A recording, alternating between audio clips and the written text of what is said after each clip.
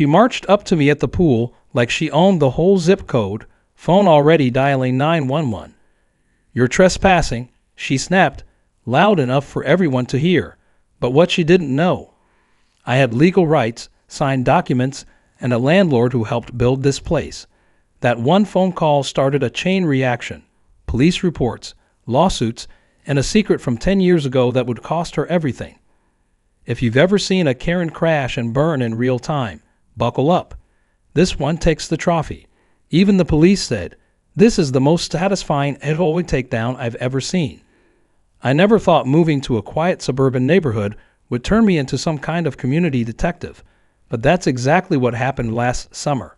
My name is Mason Brooks, a 34-year-old freelance landscape architect who had just moved into a charming little house in Lakeview Estates. After spending the first few weeks unpacking, I was eager to explore the neighborhood amenities. The summer heat was brutal that year, and I'd noticed a beautiful community pool just a short walk from my place. According to my rental agreement with Direct Hayes, my landlord, I had full access to the swimming pool despite not being part of the Sunny Creek Homeowners Association that maintained it. It was part of a special arrangement from years ago, something about Direct being an early investor in the development. On a particularly hot Saturday afternoon, I grabbed my towel and headed to the pool. The place was moderately busy with families and sunbathers. I found an empty lounge chair, spread my towel, and was just about to dive in when I felt a tap on my shoulder. I turned to see a woman in her early 50s with highlighted hair styled in an immaculate bob, designer sunglasses perched on her nose, and a pastel tennis outfit that looked like it had never seen a tennis court. Her arms were crossed tightly across her chest, and her mouth was set in a thin, disapproving line. "Excuse me," she said, her voice carrying that particular tone that makes you instantly know you're dealing with someone who enjoys enforcing rules. "I'm Karen Wilson, president of the Sunny Creek HOA. May I ask where you live?" I smiled politely and extended my hand. "Hi, I'm Mason Brooks. I just moved into the blue house on Pinterest Lane over in Lakeview Estates." Her smile vanished instantly. "Lakeview Estates? Then you're not a Sunny Creek resident. This pool is exclusively for Sunny Creek homeowners and their guests. You'll need to leave immediately." I was taken aback, but maintained my composure. "Actually, there's a special arrangement for my property." My landlord explained that the house comes with pool privileges. "It's in my rental agreement." Karen's eyes narrowed. "I've been president of this HOA for 7 years, and I can assure you there are no such special arrangements. Now, I'll ask you once more to leave before I'm forced to call security." I tried to explain again, but Karen wasn't interested. She pulled out her phone and made a show of dialing. "Hello? Yes, we have a trespasser at the Sunny Creek Community Pool who refuses to leave. I've already asked him politely." "Thank you." Rather than cause a scene, I gathered my things and left, feeling both embarrassed and irritated as several sunbathers watched the exchange. As I walked home, I couldn't shake the feeling that something wasn't right. Direct had been very clear about the pool access. I checked my rental agreement, and there it was in black and white. Tenant shall enjoy full access to the Sunny Creek Community Pool as per the standing agreement between property owner and Sunny Creek HOA dated June 15, 2013. That was just the beginning. I had no idea that Karen blocking me from using the pool would start a battle she would never want to fight, and I certainly didn't expect to uncover a secret she had kept hidden from the entire neighborhood for 10 years. The next day, I called Direct to clarify the pool situation. He wasn't just surprised, he was angry. "Of course you have pool rights," he said firmly. "That agreement has been in place since Sunny Creek was first developed. I was one of the original investors in the project, and when I decided to keep my house in what became Lakeview Estates, part of our arrangement was permanent pool access for my property. It's all legally documented. Karen knows this perfectly well. She just chooses to forget whenever it suits her agenda." Direct emailed me copies of the original agreement. The documents showed the exact terms, complete with signatures from the original developers and subsequent HOA presidents, including Karen herself from 3 years ago, when the agreement had been reviewed and reaffirmed. This wasn't some casual handshake deal. It was a legally binding covenant that ran with the property. Karen has been trying to erase this agreement since she became president, Derek explained. She hates the idea of outsiders using her facilities. She's particularly fixated on your house for some reason. I've had other tenants who've experienced similar issues, but none as blatant as what you're describing. I consulted with an old friend from college, Alina Quinn, who now worked as a real estate attorney in town. After reviewing the documents, Alina confirmed the agreement was ironclad, and Karen had no legal grounds to prevent me from using the pool. This is what we call a covenant running with the land, Elena explained. It was properly executed, recorded with the county, and has been continuously acknowledged by successive HOA boards. Karen can't unilaterally decide to ignore it. My advice: write a formal letter referencing the agreement, attach copies of the documentation, and keep it with you whenever you use the pool. If there's any more trouble, you'll have legal grounds to push back. That evening, I met Sophia Patel, my next-door neighbor, while checking my mail. When I mentioned my pool encounter with Karen, Sophia rolled her eyes knowingly. "Consider yourself officially initiated into the neighborhood," she said with a sympathetic smile. Karen has been on a power trip ever since she became HOA president. She tried to fine me for planting non-approved rose varieties in my own backyard, and I don't even live in Sunny Creek. She thinks her HOA authority extends beyond her actual jurisdiction. Several of us have had run-ins with her. You're not alone, but you might be the first person with actual legal documentation to stand up to her. Sophia mentioned that Karen had previously been involved with another HOA across town, but had left under mysterious circumstances. There were rumors about financial improprieties, Sophia whispered, but nothing was ever proven. As I walked back to my house, I felt more determined than ever to assert my rights. This wasn't just about swimming pool access anymore. It was about standing up to a bully who had been allowed to run unchecked for too long. I had the legal ammunition I needed, and I was prepared to use it. What I didn't know was that Karen had already planned her next move, one that would escalate our conflict far beyond what I could have imagined. I had all the paperwork to prove my legal right, but what I didn't know was that Karen had planned a welcome for me in a way no one could have anticipated, and her calling the police was just the opening act of a battle that would ultimately expose the whole truth about this HOA. Armed with my documentation, I returned to the pool 3 days later. It was a quieter afternoon with only a handful of people enjoying the water. I had barely laid out my towel when Karen materialized beside me, accompanied by a nervous-looking man in his late 30s. "I thought I made myself clear," she said loudly. "This pool is for Sunny Creek residents only." I remained calm and pulled out my documentation. "Ms. Wilson, I have a legal agreement granting access rights to my property. I'd be happy to show you." She cut me off with a dismissive wave. "I don't need to see your so-called documentation. I know exactly what properties are in our HOA, and yours isn't one of them." Without even glancing at my papers, she pulled out her phone. "Yes? Hello? This is Karen Wilson, president of the Sunny Creek Homeowners Association. We have an intruder at our community pool who refuses to leave. Yes, this is the second time. He is trespassing on private property and disturbing our residents." After hanging up, she turned to me with a smug smile. "The police are on their way. I suggest you leave now to avoid embarrassment." I stood my ground. "I'm not leaving. I have every legal right to be here, and I'm happy to explain that to the police." The man with Karen looked uncomfortable. He whispered something to her, who responded with a sharp, "Not now, Nathan," before stalking off to wait for the police. About 15 minutes later, a police cruiser arrived. A tall officer approached, looking more weary than concerned. Karen hurried over to him. "Officer Benson, thank you for coming so quickly," she said pleasantly. "This man is trespassing on our private property and refusing to leave." Officer Benson turned to me. "Sir, can I see some identification, please?" I provided my driver's license and calmly explained the situation, showing him the legal agreement. "I have every right to use this pool, according to this binding legal agreement. Ms. Wilson is aware of this document but has chosen to ignore it." Officer Benson reviewed the paperwork while Karen fumed beside him. trying to interject with comments about unauthorized modifications and outdated agreements. After several minutes, the officer handed my documents back. "Ma'am," he said, "based on these documents, Mr. Brooks does appear to have legal access rights to this facility. This seems to be a civil matter regarding property covenants, not a criminal trespassing issue." Karen's face flushed red. "That's impossible. I'm the HOA president.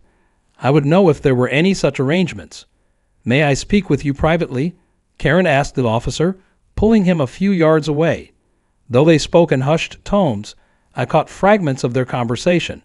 "Cannot have random people. Safety concerns. Reputation of our community." Then I heard something that caught my attention as Karen became more agitated. Her voice rose. "I will not allow another failure like 10 years ago to happen on my watch." What failure was she referring to? And what did it have to do with me or my house? After their conversation, Officer Benson returned. "Mr. Brooks, you're free to stay and use the pool.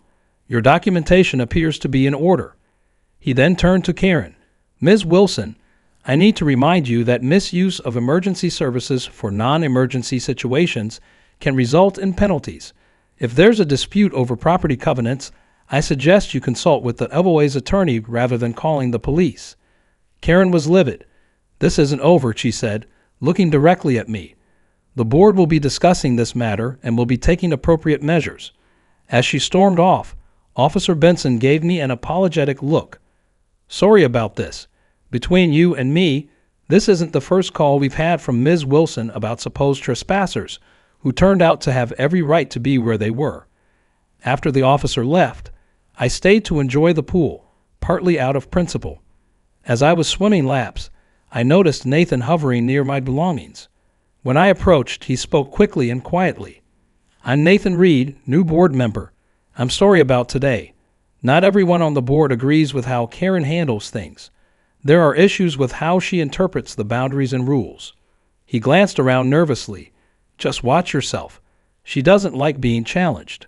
Before I could respond, he walked away quickly. I thought the incident would end after the police confirmed my right, but I was too naive. 2 days later, I received a letter from the HOA with a $500 fine for rule violations. That's when I decided I wouldn't back down anymore, and what I discovered when I dug deeper into the HOA documents completely stunned me. The official-looking letter from the Sunny Creek HOA cited me for unauthorized facility use and disruptive behavior, with a demand for $500 payment within 30 days. The letter bore Karen's flourishing signature and an embossed HOA seal designed to intimidate. I called Alina, who laughed when I told her about the fine. "They can't fine you. You're not a member of their HOA," she explained. "They have no enforcement mechanism against your property. This is just harassment that borders on extortion." Elena suggested I research Karen and the HOA's operations. People who abuse authority in one area rarely limit it to just that. That evening, I searched online for information about Karen's history with homeowners associations. After digging through local news archives, I found a small article from 7 years ago mentioning that Karen had stepped down from her position as treasurer of the Oakmont Village HOA amid allegations of financial mismanagement. The article was vague, noting only that irregularities were discovered in the association's books and that the matter was resolved privately without formal charges. I turned my attention to the Sunny Creek HOA's publicly available documents through the County Records Office's online portal. I found that the bylaws clearly stated fines could only be assessed against member properties in good standing, which my house definitely was not. More importantly, I discovered several amendments that had gradually expanded the board president's powers while reducing oversight requirements. While reviewing boundary maps, I noticed something odd. The current HOA map showed the boundary between Sunny Creek and Lake View estates cutting through properties in a way that didn't match the original development plans from Durek.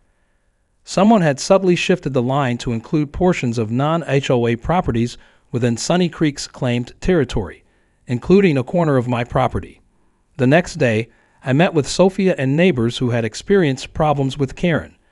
We gathered in Sophia's backyard as they shared their stories.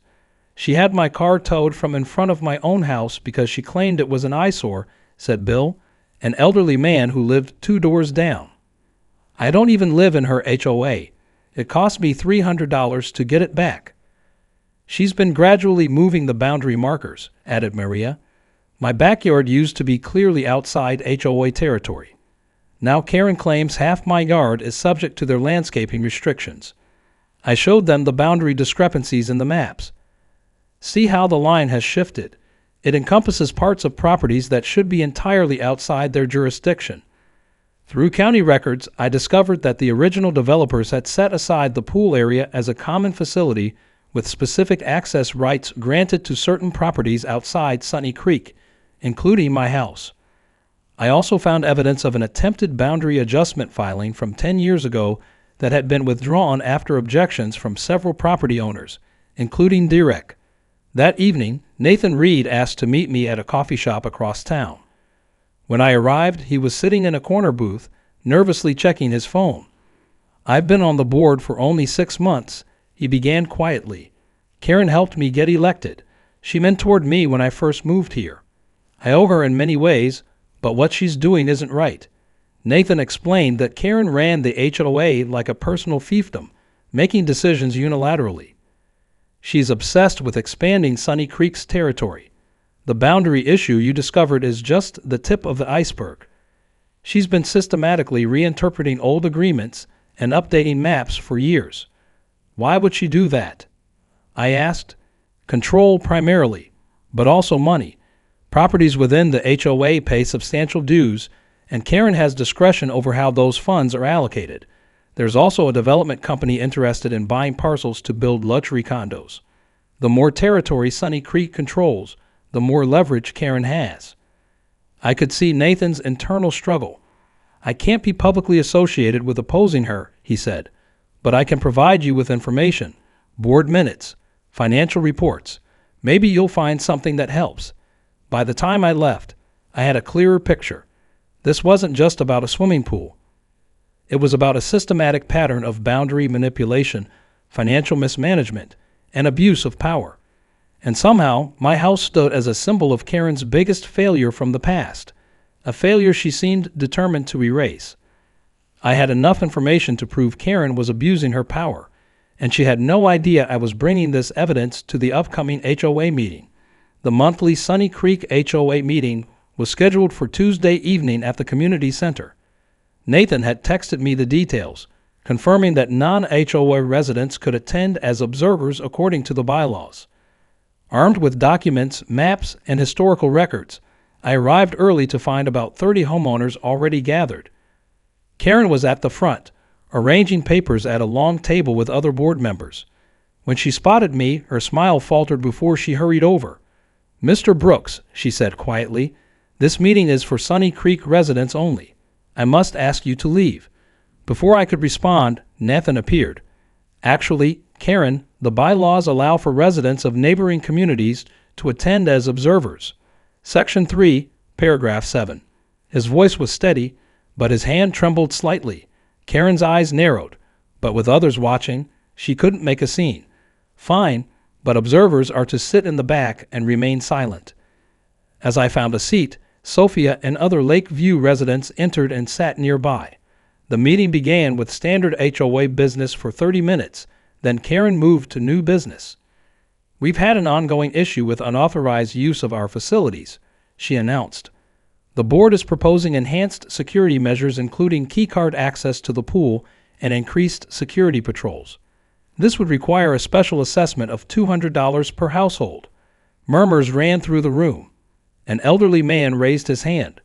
"What specific incidents are prompting this? I'm at the pool almost daily and haven't noticed any problems." Karen explained about multiple reports of outsiders using the pool, creating liability issues. She mentioned a recent incident requiring police intervention without naming me directly. When she finished, I raised my hand. Karen ignored me until several homeowners began glancing back, noticing her oversight. "Yes, the gentleman in the back," she finally acknowledged, frostily. I stood up. "My name is Mason Brooks, and I believe I'm the incident Ms. Wilson is referring to. I'd like to clarify a few points. Observers are not permitted to speak during official business, Karen cut in. A woman in the second row turned around. I'd like to hear what he has to say, especially if we're being asked to pay for new security because of it. Several homeowners nodded in agreement, and Karen reluctantly conceded. Thank you, I began. I recently moved into a house in Lakeview Estates that has a long-standing legal agreement granting access to this pool. When I attempted to use it, Ms. Wilson refused to look at my documentation and called the police. Officer Benson confirmed my legal right to be there, as did your HOA's own governing documents. I held up the papers. But that's not the only concerning discovery I've made. I found evidence that your HOA maps have been systematically altered to claim jurisdiction over properties that are legally outside your boundaries. The room erupted in whispers as I placed several maps on the table. Here is the original development plan approved by the county, and here is your current HOA map. You can see how the boundary has shifted to encompass parts of Lakeview Estates properties. Karen's face paled. These are baseless accusations from someone trying to justify trespassing. They're not baseless, came a voice from the doorway. Derek Hayes stepped into the room. I was one of the original investors in this development. The pool access agreement for my house was part of my investment compensation, and I can confirm that the boundaries shown on that original map are correct. Nathan cleared his throat. I've reviewed the county records, and Mr. Brooks's documentation appears valid. The pooled access agreement was reauthorized by this board just 3 years ago. We all signed it, including you, Karen. And what about these boundary changes? Asked a homeowner examining the maps.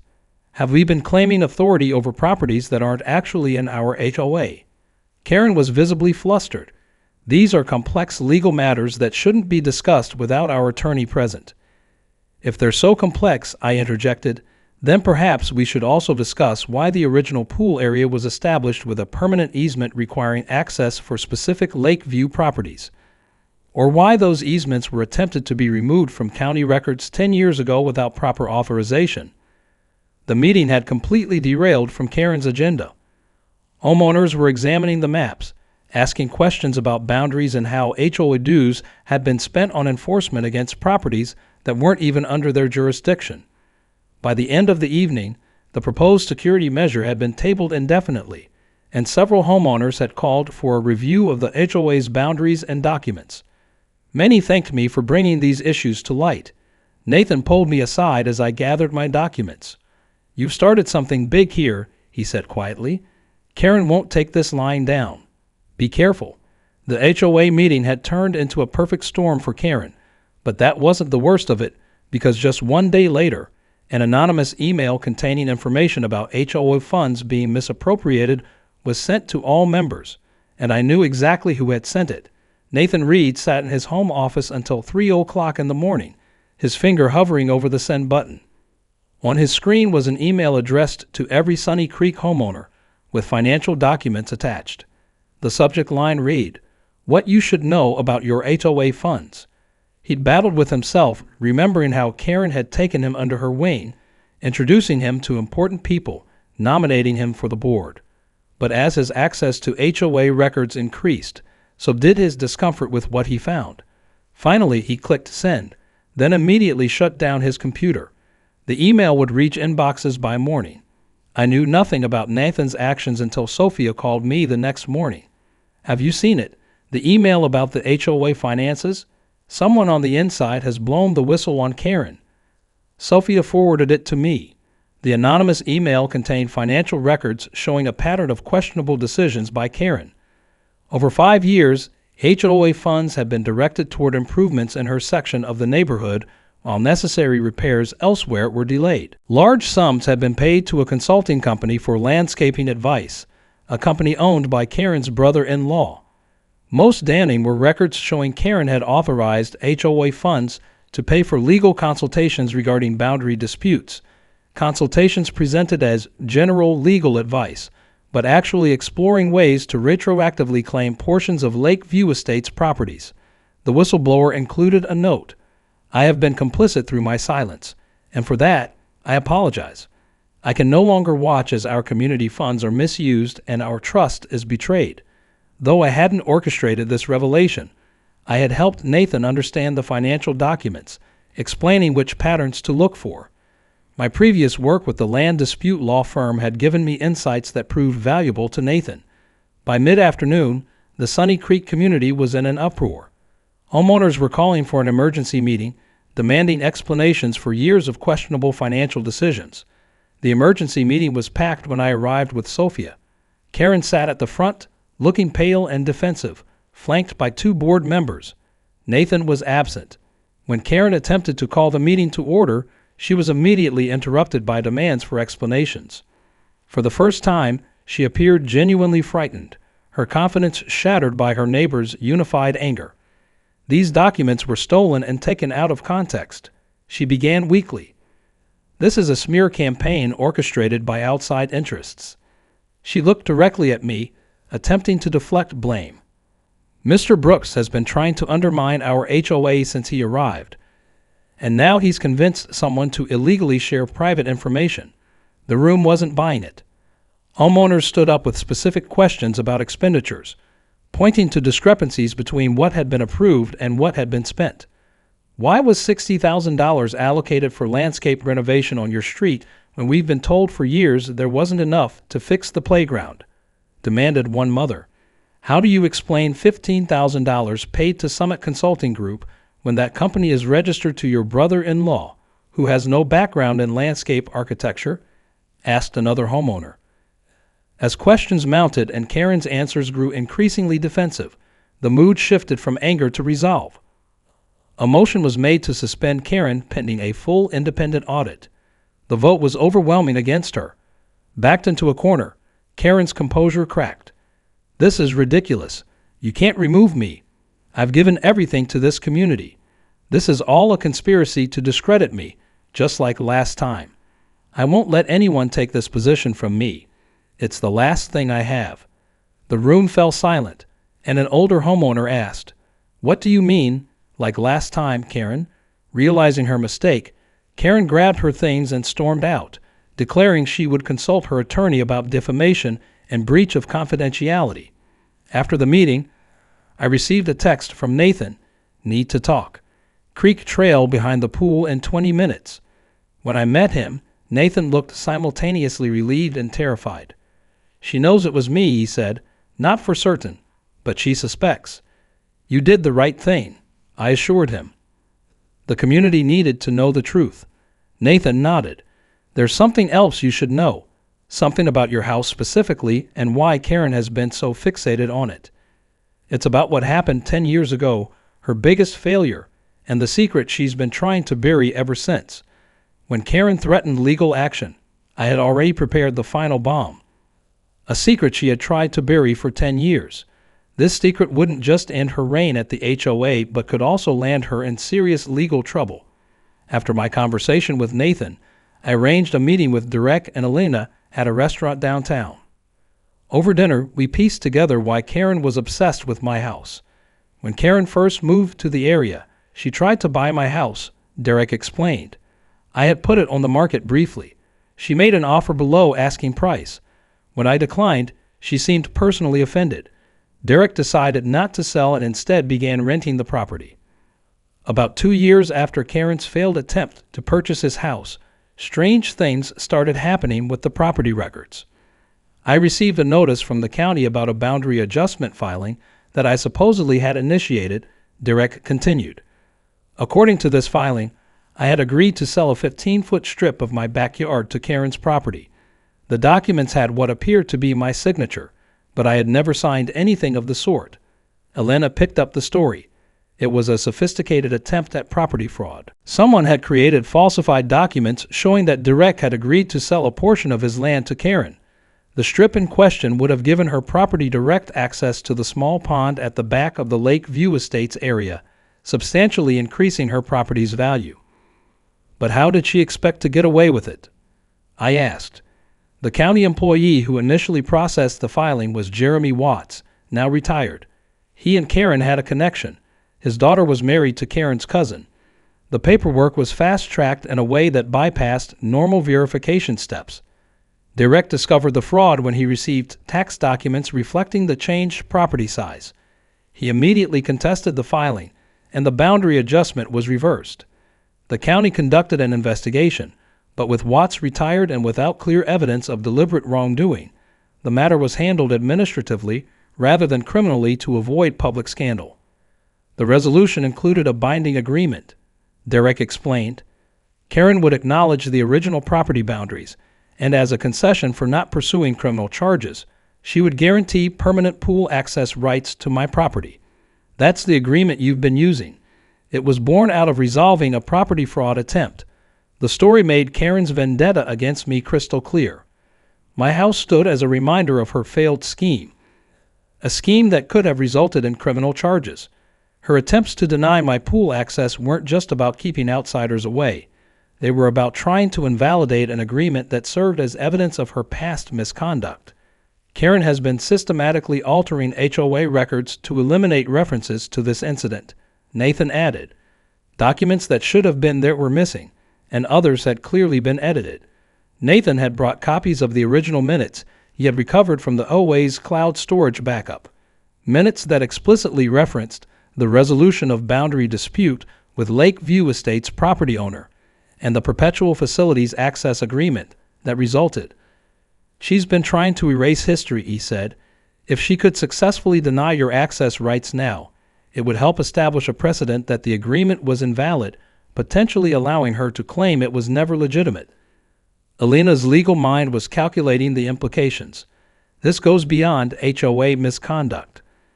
Attempting to fraudulently obtain property through falsified documents is a serious offense. If there's evidence she's been continuing to manipulate records to cover up the original fraud, that could extend the statutory time frame. I sat back, processing everything. My house wasn't just a house. It was physical evidence of Karen's biggest failure, a constant reminder of her thwarted scheme. Every time she looked at it, she saw the potential property value she'd lost and the evidence of her fraudulent actions. We agreed to hold the information in reserve, a final card to play if Karen forced our hand. What none of us anticipated was how quickly she would do exactly that. As predicted, Karen didn't give up easily. 1 week later, I received a court notice that the HOA was suing me for trespassing and property damage. This was the perfect opportunity to present all the evidence in an environment Karen couldn't escape, a courtroom. The official court summons arrived by certified mail 9 days after the emergency HOA meeting. Sunny Creek Homeowners Association versus Mason Brooks, alleging trespassing, property damage, and seeking both a permanent injunction against my use of HOA facilities and monetary damages. Despite the board's vote to suspend her, Karen had filed the lawsuit as acting president, claiming procedural irregularities invalidated the suspension. I immediately called Alina, who agreed to represent me. This is actually perfect, she said. She's opened the door for us to bring in all the evidence, not just about your pool rights, but about the property fraud attempt and her subsequent cover-up efforts. We filed a comprehensive response that not only defended against the allegations, but included a countersuit alleging harassment, intentional misrepresentation, and making reference to the historical property fraud attempt as evidence of a pattern of misconduct. The preliminary hearing was scheduled for 3 weeks later. During that time, the Sunny Creek HOA was in turmoil. The independent audit had begun, revealing even more financial irregularities. Several board members had resigned, not wanting to be associated with the growing scandal.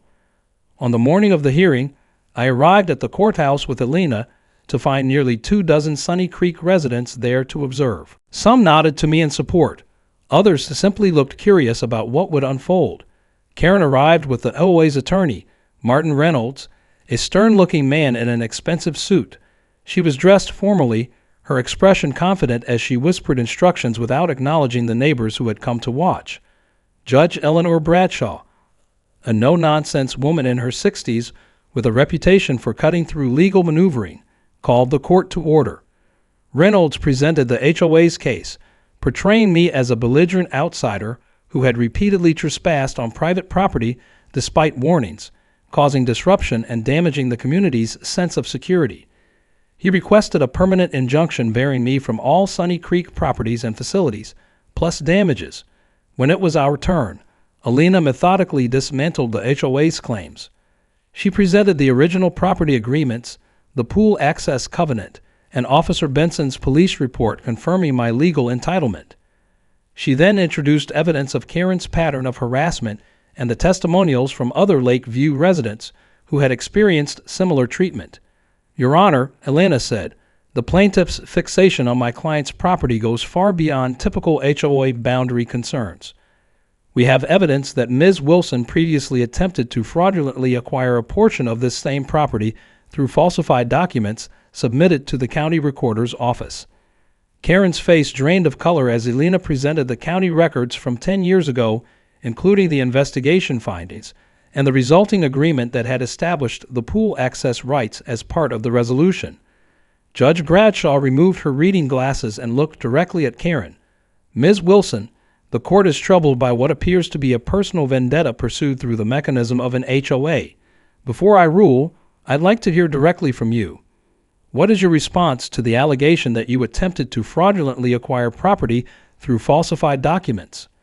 Karen, clearly unprepared for this direct questioning, looked to her attorney for help.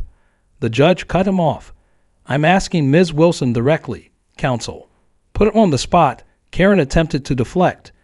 Your Honor, those allegations are from many years ago and were resolved administratively. They have no bearing on the current matter. On the contrary, Judge Bradshaw replied firmly. They appear to establish a pattern of behavior directly relevant to this case. The pool access rights that Mr. Brooks is exercising were explicitly granted as part of the resolution of that earlier dispute, a dispute you now seem to be attempting to relitigate through this HOA action. The judge dismissed the HOA's lawsuit entirely, finding that I had clear legal rights to use the pool and had caused no damage. She granted part of our countersuit, ordering Karen personally, not the HOA, to pay my legal costs plus a small damage award for harassment. Most significantly, Judge Bradshaw announced that she was referring the property fraud documentation to the district attorney's office for review, noting that while the original incident might fall outside the statute of limitations, the ongoing efforts to conceal and misrepresent it could constitute continuing fraud within prosecutable timeframes. As we left the courtroom, several Sunny Creek residents approached me, expressing both apologies and gratitude for bringing Karen's misconduct to light. The most surprising moment came when a distinguished older man introduced himself as the HOA's vice president. On behalf of the board, I want to apologize for this fiasco, he said, shaking my hand. The vote to suspend Karen has been formalized, and she no longer speaks for Sunny Creek in any capacity. Looking past him, I saw Karen standing alone by the courthouse stairs, her former supporters having melted away. For a moment, our eyes met, and I saw in her expression not anger but fear, the realization that her decade of manipulation had finally come crashing down. The lawsuit ended with a victory for me, but the story had a different ending waiting, and 1 month later, when I received an unexpected letter from the new HOA, I understood that sometimes justice comes in sweeter ways than you might expect. 1 month after the courthouse hearing, I found an official-looking envelope in my mailbox bearing the Sunny Creek HOA logo. Inside was a formal letter of apology signed by the entire new HOA board, with Nathan Reed's signature at the top as interim president. Dear Mr. Brooks, it began, on behalf of the Sunny Creek Homeowners Association, we wish to extend our sincere apologies for the treatment you received under the previous administration. We are committed to rebuilding the relationship between our communities and ensuring that all property rights and agreements are respected fully. The letter formally acknowledged my pool access rights and included an invitation to join a newly formed neighborhood relations committee aimed at improving communication between the adjacent communities. There was a handwritten note from Nathan. We couldn't have made these changes without you. Thank you for standing your ground. Later that week, Nathan and I met for coffee. The transformation in him was remarkable. Gone was the nervous, conflicted man I'd first encountered. In his place sat someone confident and purposeful. The audit is complete, he explained. It's even worse than we thought. Karen had been using HOA funds for personal expenses for years, disguising them as community improvements. We've had to raise dues temporarily to rebuild our reserves, but everyone agreed it was necessary once they saw the report. Nathan explained that the new board had instituted reforms to prevent future abuses, including transparent financial reporting, term limits for board positions, and a requirement that all major decisions be approved by a majority vote of homeowners. They had also commissioned a professional survey to accurately establish the HOA boundaries once and for all. As for Karen, she had chosen to sell her house and leave the area entirely. The property had been purchased by a young family, a pediatrician and a teacher, who had already begun making friends throughout the neighborhood. "There's one more thing," Nathan said, sliding an envelope across the table. "Many of us wanted to thank you properly." Inside was a permanent pool access card with my name printed on it, along with a certificate recognizing my valuable contribution to community integrity and transparency. "We're also placing a small plaque by the pool," Nathan added. "Nothing dramatic, just a reminder that the facility is for the enjoyment of both Sunny Creek and designated Lakeview residents, in the spirit of being good neighbors." The following weekend, I hosted a small barbecue in my backyard, inviting Sophia, Derek, Nathan, and several neighbors who had been involved in the saga. As we enjoyed food and drinks, conversation turned to the changes Karen's departure had brought. "She turned so many people into enemies over the years," Sophia reflected, "but no one ever stood up to her the way you did, Mason. Most people just decided it was easier to avoid conflict." Derek nodded. "I've owned that house for 25 years, and I've never seen the neighborhood this friendly. Even before Karen arrived, there was always this invisible line between Sunny Creek and Lakeview. Now people are actually crossing that line, socializing, helping each other." By sunset, my backyard was filled with neighbors from both communities, sharing stories and making plans for future joint events. Officer Benson even stopped by, having been invited by one of the Sunny Creek residents. As we chatted, he shook his head in amazement. "In 15 years on the force, that's the most satisfying HOA takedown I've ever seen," he admitted. "Usually these disputes just drag on forever. You've actually managed to make both neighborhoods better in the process." The following week, I received a job offer from a local landscape architecture firm. Ironically, one that had been contracted several times by the Sunny Creek HOA under Karen's leadership. The owner had heard about my background and my role in the recent events, and was impressed by both my professional credentials and my dedication to community values. The most gratifying moment came during the official reopening of the pool area, complete with the new plaque acknowledging the shared access rights. After a brief ceremony and ribbon cutting by the new board, I was among the first to dive in, along with several children from both neighborhoods. As I floated on my back, enjoying the sunshine, I reflected on how differently things had turned out from what I'd expected when I first moved to Lakeview Estates. What had begun as a simple desire to cool off on a hot day had evolved into a community transformation that none of us could have predicted. Sometimes I thought to myself, a Karen not realizing you're not easy prey is the best thing that can happen to an entire community. And I'm proud I didn't back down when things got difficult because, in the end, justice and the pool belongs to those who fight for it, whether you live in Lakeview Estates or Sunny Creek. They told me I didn't belong. They called the police. They tried to find me, shame me, and silence me, all because I sat in a chair they thought I didn't deserve. But I didn't back down, and what started as one man refusing to be erased became something much bigger. It became a reckoning not just for Karen, but for an entire system built on fear, silence, and unchecked power. If you've ever been made to feel small in a place you do belong, this story is for you. If you've ever been told, this isn't your place, just remember, boundaries aren't lines on maps. They're moments where someone finally says, no more.